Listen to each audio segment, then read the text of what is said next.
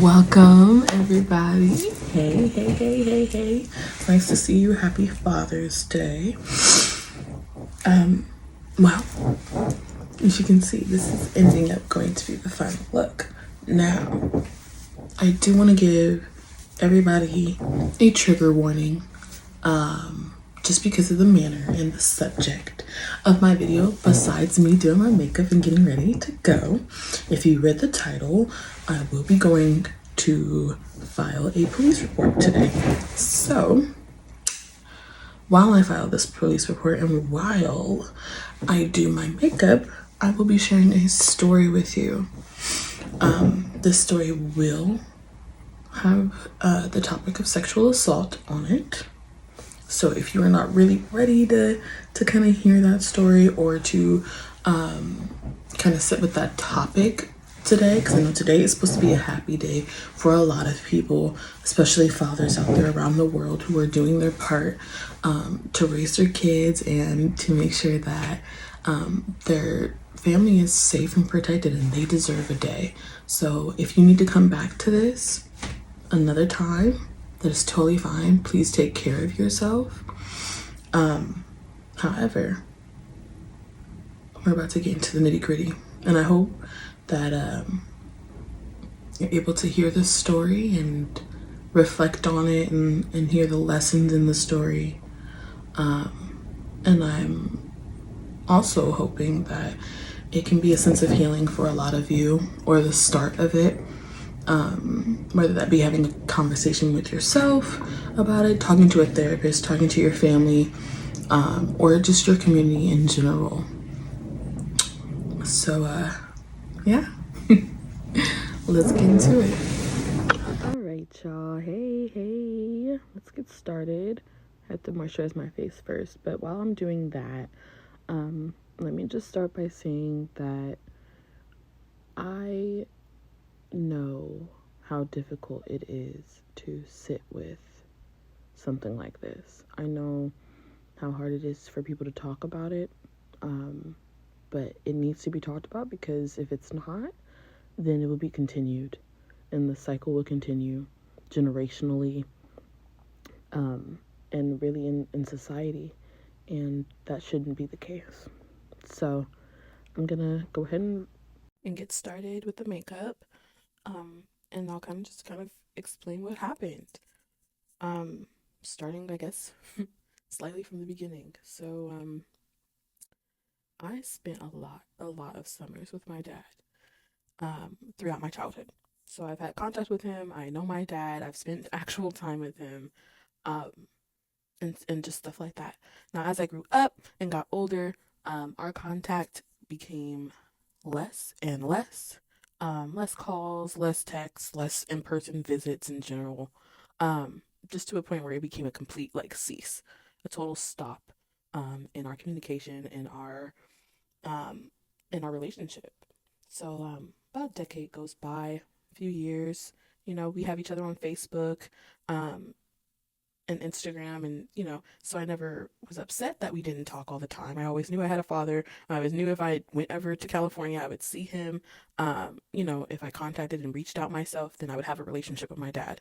He always made that very clear that I was to be the one to reach out, because it's a two-way street, whatever that means in this case. And so I just became comfortable with, just knowing that he was there, but not readily available to always have a conversation with, or really interact with. And so then, um, in 2019, August of 2019, I received a message from my mom, who I was not actually staying with at the time. I was actually staying with my ex-boyfriend and his family at the time that I got this message from her.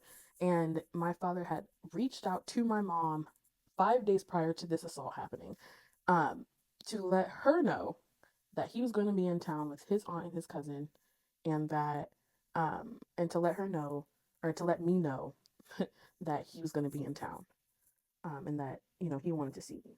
Mind you, him and I have each other on Facebook Messenger and Facebook. He's not blocked. He wasn't blocked.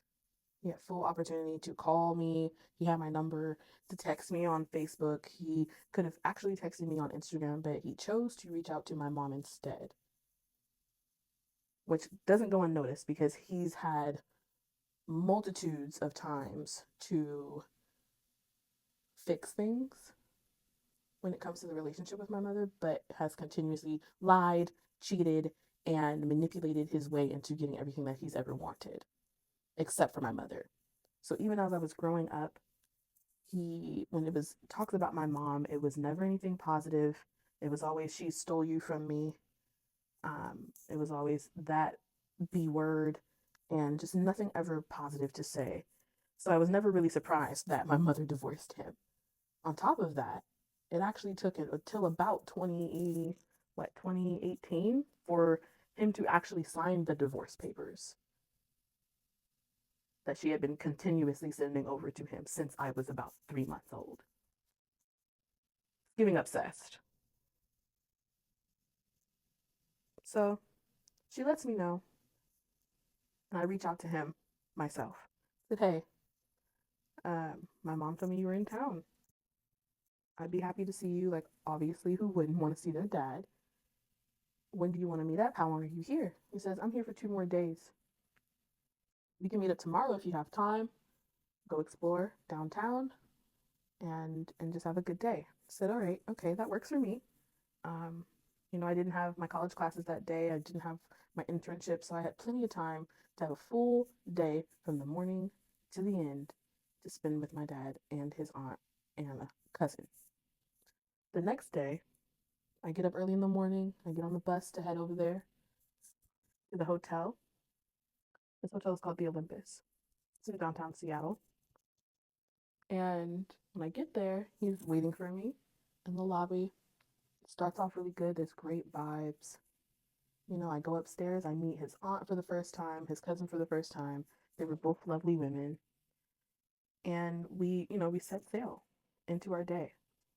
We started off with breakfast. I asked for a regular breakfast like Denny's or something, but instead he took me to a Subway across the street.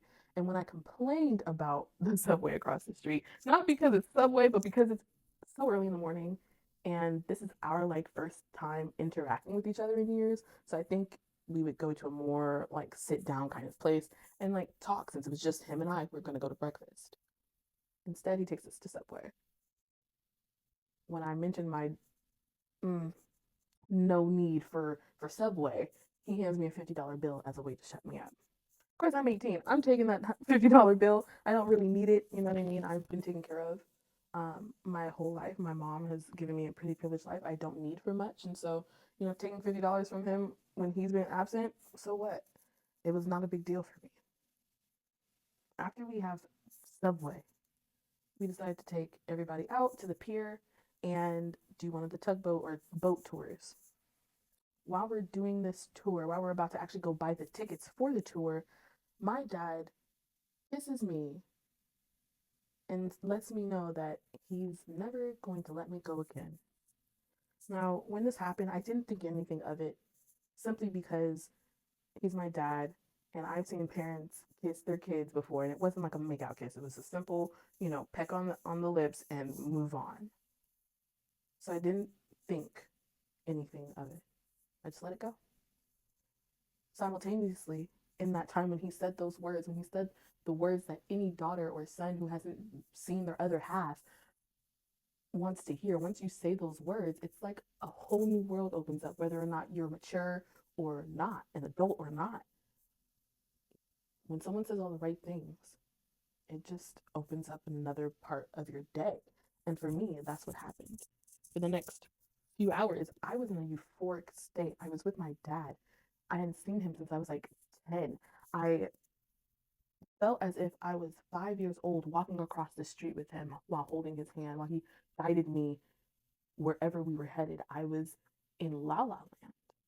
The day felt so surreal. We went on the tour, enjoyed that. Then we went to see another family member that I had no clue lived in the Central District. We went to go see them, and after that, we all went to dinner. On our way to dinner, him and I are sitting in the back seat while everyone else is in rows in front of us. I'm sitting there, him and I are conversing, and he pulls me closer for a hug. While he's holding me in this hug, I'm just embracing that moment. And so is he. I'm just sitting there thinking, wow, this is what it's like to spend time with your dad. This is what it's like to have not one, but two parents, even if it's not in the same household. This is what it feels like to feel love from the other side. Little did I know that towards the end of my night, it would be in complete shambles. After dinner, we end up back at the hotel. By now, I realized, oh crap, I don't have a charger for my phone. Nobody has an iPhone, and it's getting dark, and I still would technically have to bus it home. So I'm thinking, oh my gosh, they have such a big suite hotel room with 2 bedrooms and a couch in the living room. If I asked to spend the night, it would be no big deal. So I did. Of course, my aunt and my cousin were like, of course, of course. And my dad was like, really? You know, you're going to spend the night? And I was like, yeah, I'll spend the night. Like, why not? I don't have my phone is dead. And it'd be safer for me to just leave in the morning because I felt safe to be in a hotel room with 2 other women and my dad, who said he would sleep on the couch in the living room while I slept in the master bedroom of that suite. Once we got to the hotel room, I started to do my wind down routine, and so did everyone else. As a teenager, you want to explore things. You don't think anything of taking a sip or a glass of alcohol from your parent when they give it to you because you think they're going to protect you. You think that nothing bad is going to happen, and this is the safest place to try something new. And so while him and I had a conversation, really getting to know each other, really getting to connect for the moment, we were also sharing a drink. At this time, at this age, I don't drink. I'm a very light drinker. So this small glass of alcohol definitely had me in a calmer state, in a state where I'm not asking anything. I'm just listening to what he's talking about, and I'm enjoying the time before I head to bed. We had planned on watching a movie. However, right before that, he decides he's going to go to the bathroom or says he's going to go somewhere and do something. I said, okay. As I'm laying there in bed, waiting for him to return, it takes about 30, 40 minutes. So long that I actually end up falling asleep. I was sleeping in that own bed in that room by myself. And when awakened, I was awakened by a grown man standing over me,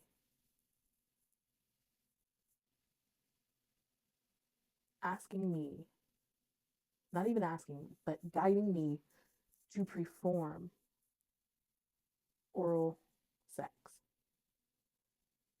By this time, I realize there is no saying no in this moment. There's no fighting him because he's so much bigger than me.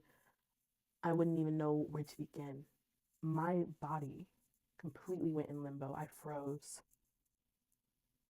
All while my mind is still cognitively racing about how to get out of this. What is the safest way? And unfortunately, my body was unable to mentally connect or to fully connect with my mind.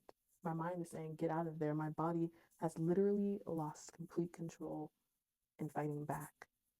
I felt defenseless. Before he chooses to fully assault me sexually in a penetrative way, he grabbed my throat and he choked me and said, if I were to tell anybody that he was never going to talk to me again, and that his aunt couldn't find out because she was super religious. Of course, I nodded in that moment, being agreeable to get out of the moment, whatever had to be said to get out of that moment.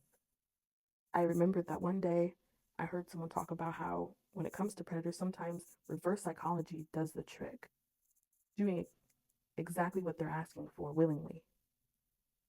will turn off the whole entire excitement for a predator, because this is all about power and control.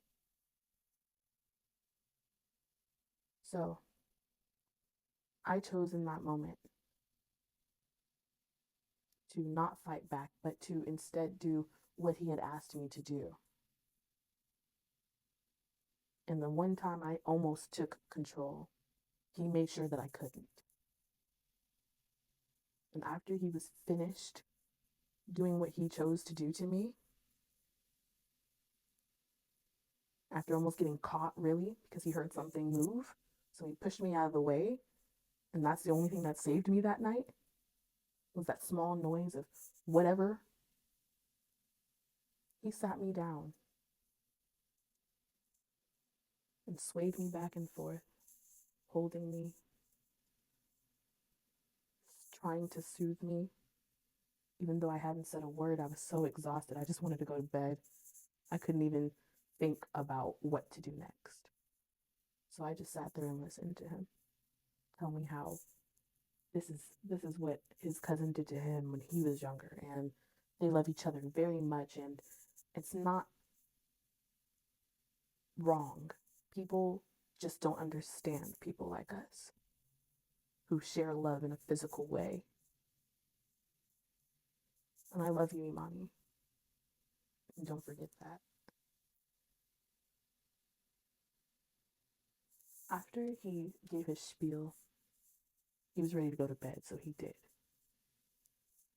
My body was so tired. My mind was so exhausted. I too was ready to go to sleep. So I didn't even think of an exit plan. There was no way for me to escape without him seeing, because the living room where she slept in was right in front of the hotel room door. I was so scared, I just went to bed. In silence. Voice is still gone. I had nothing to say. The next day, he woke me up. He was like, hey, gotta catch our flight. It's time to go. So I get up, I get dressed, brush my teeth, wash my face, and prepare for departure. Before leaving this hotel, he pulls out a wad of cash. For me, the wad of cash meant nothing. It was just money. But for him, this was some ploy to see if I was willing to just take money, which I learned later on. Instead of giving me that stack of money, he chose to give me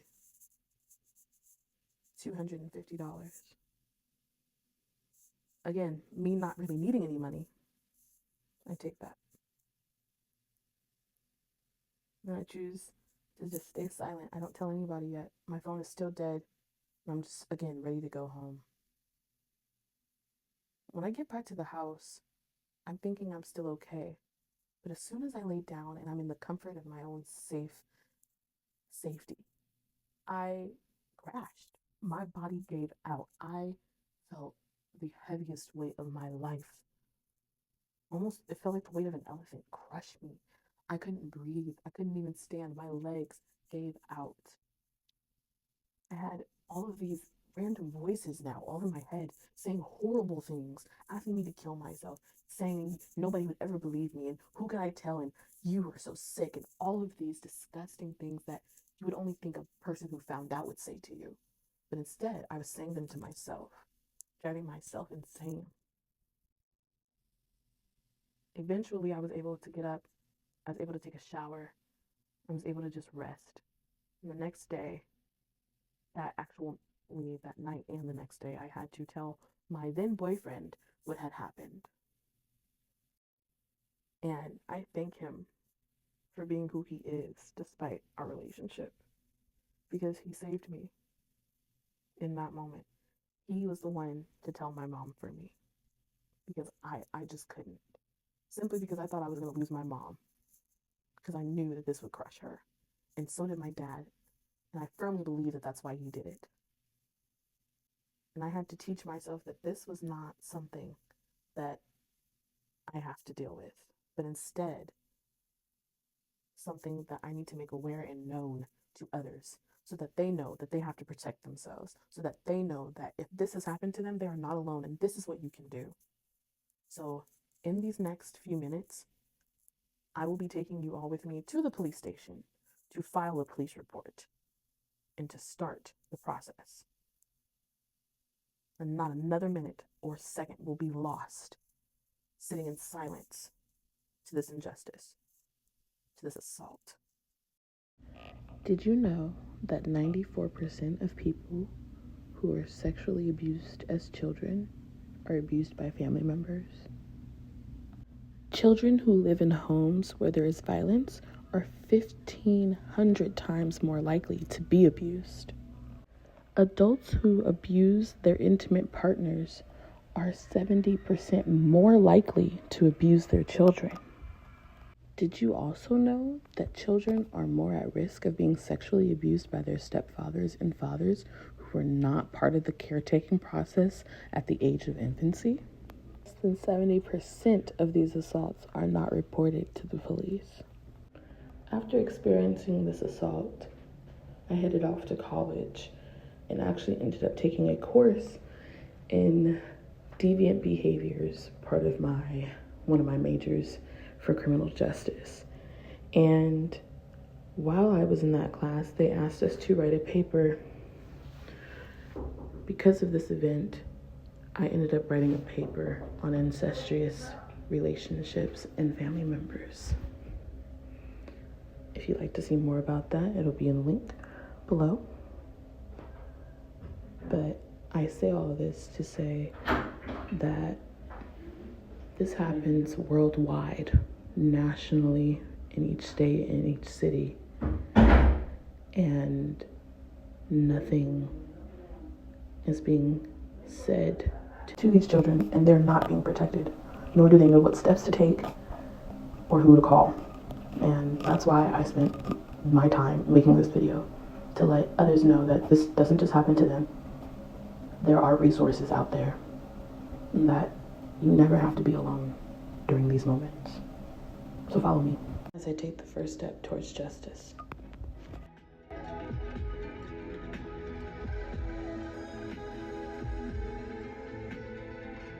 So we're going here. We're gonna file this police report, and talk to you later. Luckily, I'm like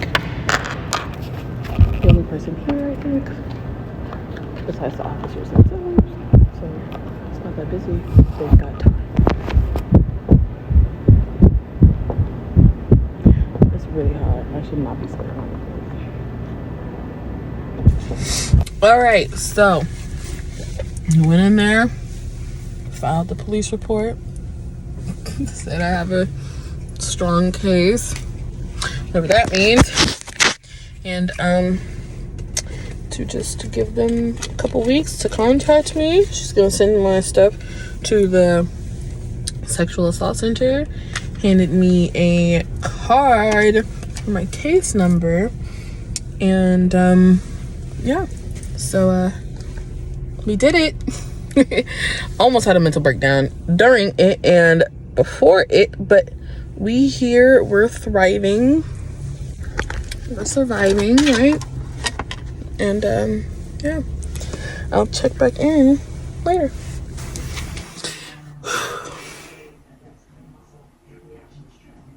So by now, I'm assuming you finished the video. Saw the complete look. I definitely have fun making that and doing this look. It's kind of later in the day now. I went ahead and made that report, and we got the incident number to it as well.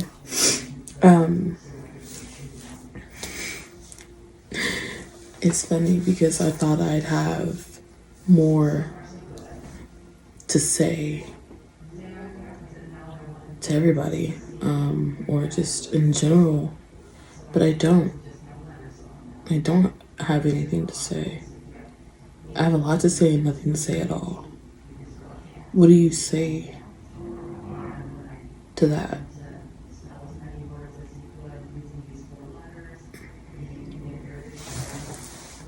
If you're following along closely,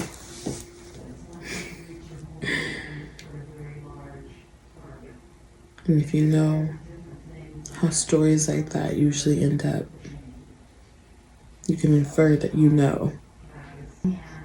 It took a lot of time, I realized, to sit with it in like real life. And it took time for me to process the reality of it without blaming myself for what I did and didn't know in the moment, for how I did and didn't react in the moment during the trauma of it all.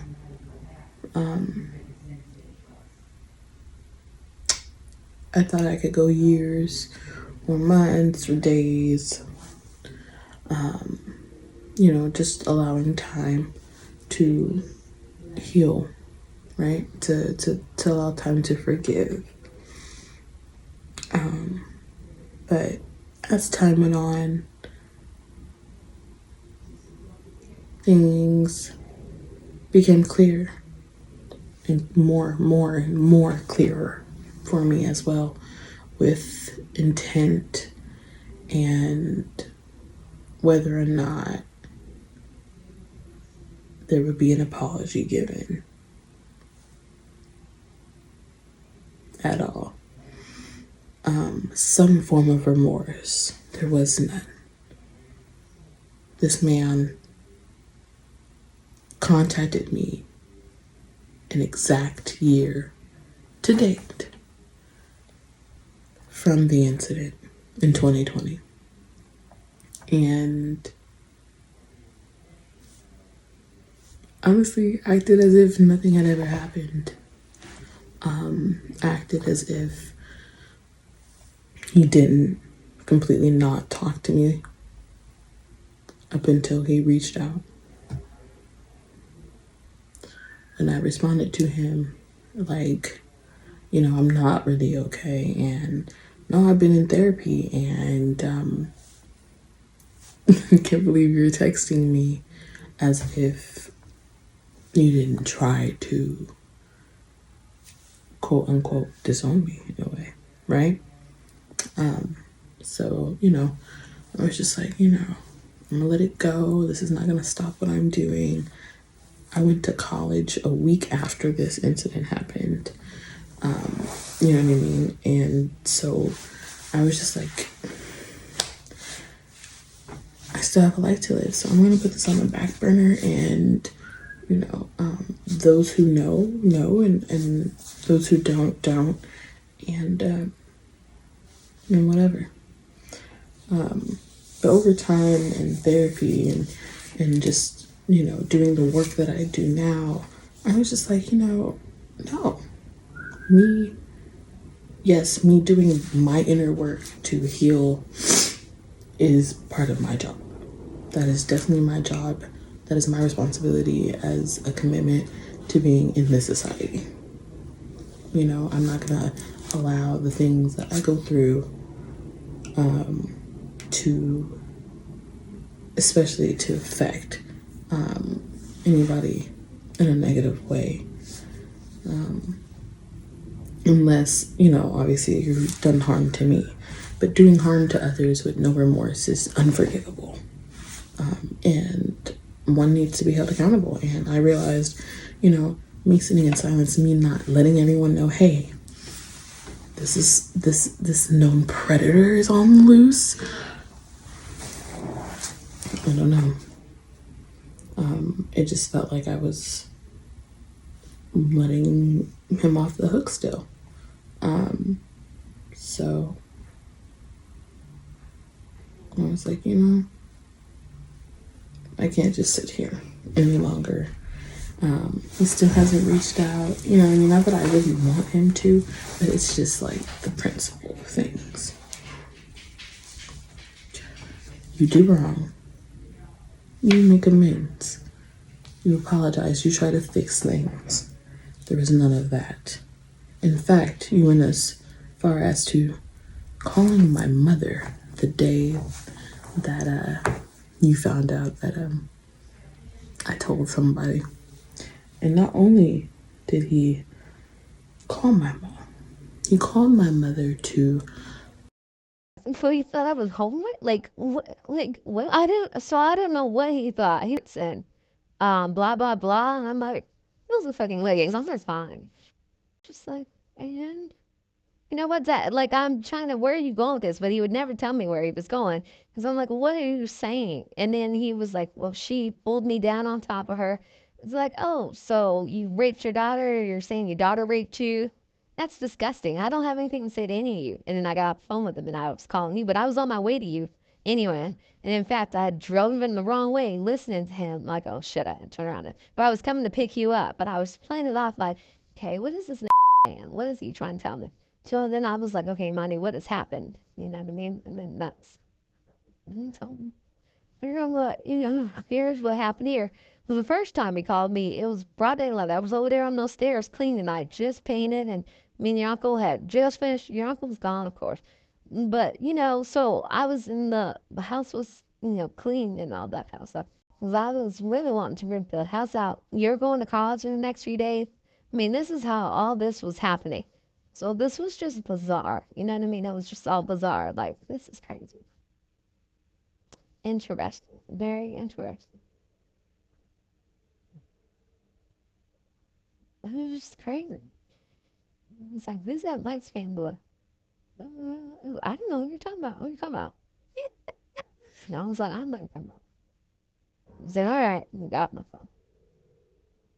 But yeah. Buffy. Really interesting. Then he tried to call you and play it off. Yeah, he had to. So after my ex boyfriend called you, he called you right after I got her out. Right, because if he had just gotten off the phone with my ex boyfriend, like he might, like he, no, no, no, you can't. Yeah, it was horrible. And then he called me right before I was picking you up. So the first call happened in the daytime, broad daylight. I remember I was over there scrubbing those. I was painting. So I painting, scrubbing. I'm doing some scrubbing the stairs. I was cleaning. The house was speaking Spanish. I remember that. I finished all the floors. The house was clean as hell. Yeah. Yeah. So I wasn't stopping to deal with that foolishness, whatever he was talking about. And I didn't know what he was talking about. At all. And then he called me when I was on my way to pick you up. So something else must have happened for him to call me. Again, but I had no heads up about nothing. Yeah.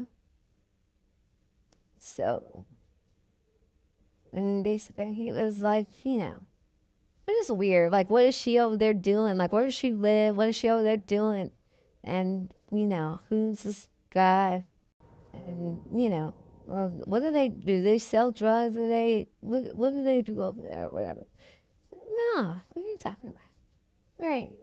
What are you chatting about? I was like, I don't know. She doesn't live here. That's her business. You know what I mean? Yeah, that kind of thing. Right.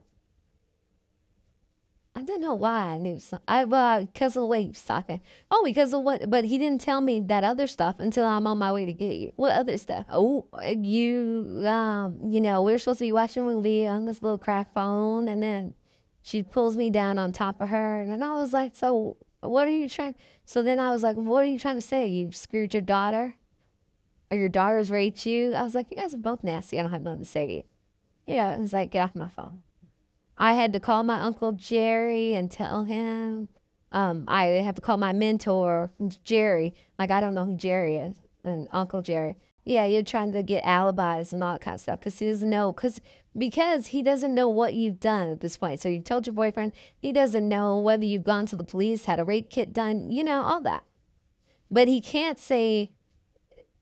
So it's very clear that something happened. It was very clear to me that sex had happened because because he was walking a very thin line and he didn't know, you know what I mean? He didn't know if you had evidence against him. Like, I could tell that. And he was trying to, he was sweating bullets. Really. He was, because to call your Uncle Jerry and tell him, you're trying to get all kinds of help